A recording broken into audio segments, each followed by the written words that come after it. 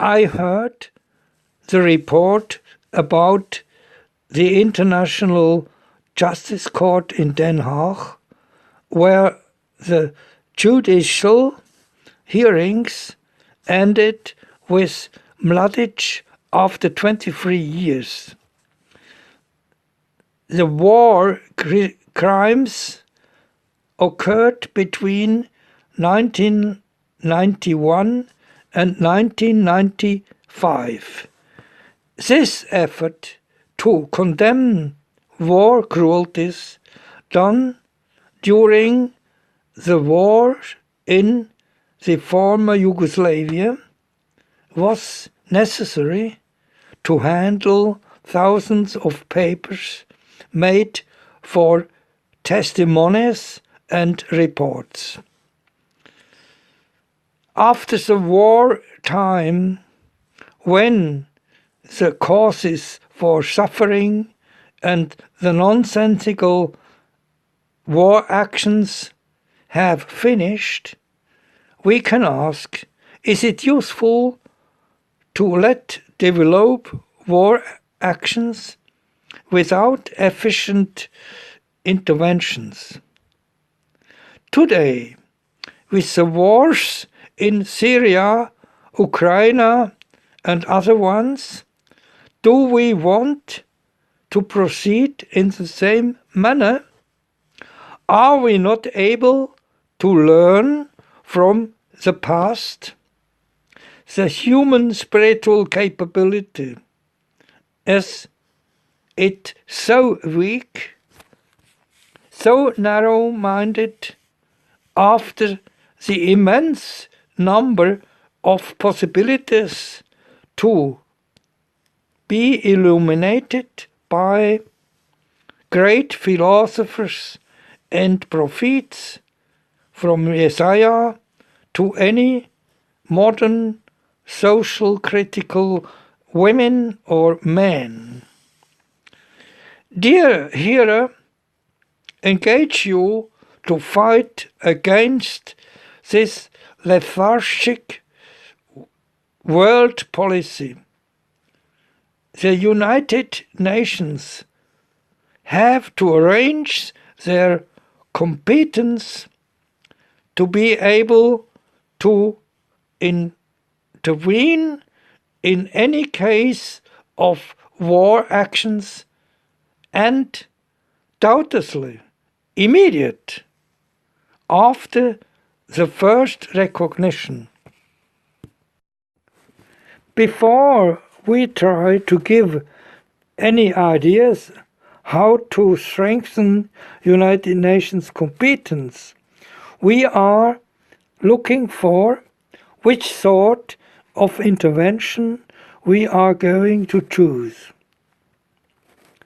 At first, we start with asking, on war-like events, do we react in a pragmatic or in a diplomatic manner? When at first the aggressor has attacked with weapons, is it allowed to fight and stop him with weapons? Doesn't it look like an example where anti-arbitrariness stops arbitrariness?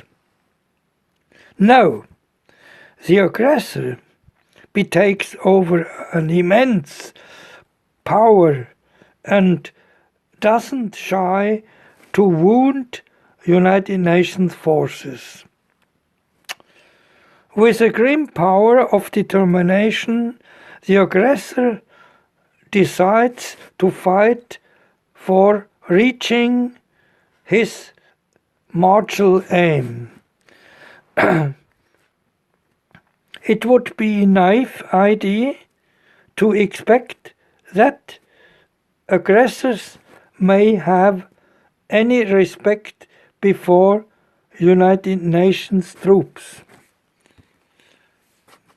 Because of all reasons above, it is necessary to prevent violation by violation.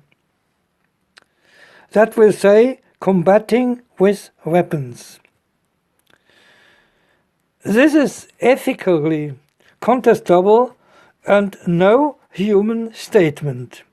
But you can't settle order and fairness with passive waiting and by simple observation. Don't forget that such peacemaking United Nations activities are welcome in the whole world. Proposals of measures giving competence for peace function to the United Nations.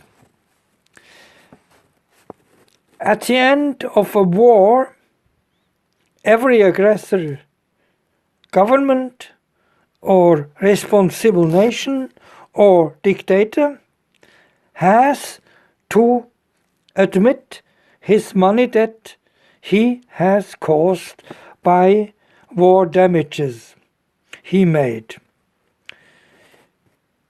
If the payment isn't proceed within the time the United Nations has fixed, the United Nations voting election right is withdrawn from the debtor. When a second term of payment is passing without fulfilling the payment, the actual government has to retire and be replaced by new elections. All these measures have punishment's character and are threatened till the aggressor is admitting the money debt. If yes, the payment's term may be settled by the United Nations.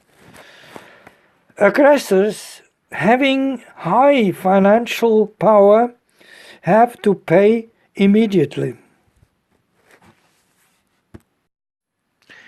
Generally, by non-observance of a punishment decree, always the right of voting is lost.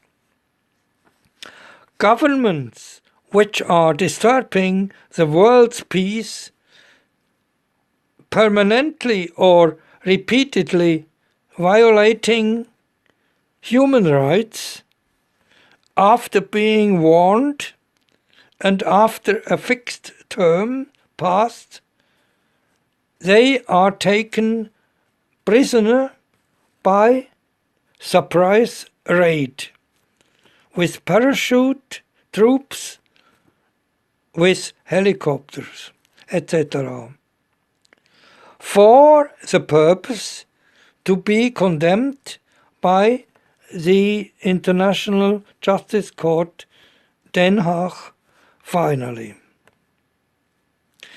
Nations, mostly great power land with high financial reserve, which are supporting other nations politically or by any delivery, arms delivery, etc., which are violating human rights, fight against other nations to gain political advantages, have to be punished with the same strength as the war-active nation. And additionally, when there happened war damages multiplied with a factor as the gross national product of both nations are standing to each other. That will say the factor is equal to gross national product from the supporting nation divided by the gross national product of the supported nation. This factor serves as prophylactic deterrent. With this measure, the moralic sin of the supporting nation is expiated. Arms delivery used for the self-defense purpose in the supported nation is considered as a non-aggressive delict and is therefore allowed. That will say, the supporter is not punished. Of course, every intervention is not starting before the Security Council debated in its parliament about the concerning case. Finally, some decisions are made, and by democratic voting, all measures are defined. The member who is the intervention's subject has to let out his voting because he is the guilty one.